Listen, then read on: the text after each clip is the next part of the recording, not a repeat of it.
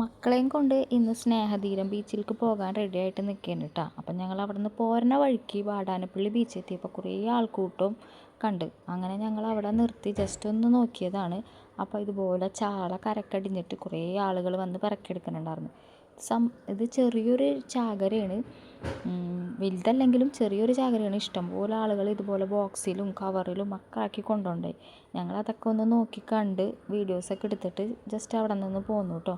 ഞാൻ ഫസ്റ്റ് ടൈമാണ് ഇങ്ങനൊരു സംഭവം കാണുന്നത്. ചാകര എന്നൊക്കെ കേട്ടിട്ടുണ്ടെങ്കിലും ഇതാദ്യമായിട്ടാണ് കാണുന്നത്. പിന്നെ ഞങ്ങൾ അവിടെ നിന്ന് നേരെ പോന്നിട്ട് സ്നേഹതീരം ഫൺ പാർക്കിലേക്കാണ്. ഇവിടെ വന്ന് മക്കളെയൊക്കെ ഓരോന്നിൽ കളിപ്പിക്കാൻ കയറ്റി.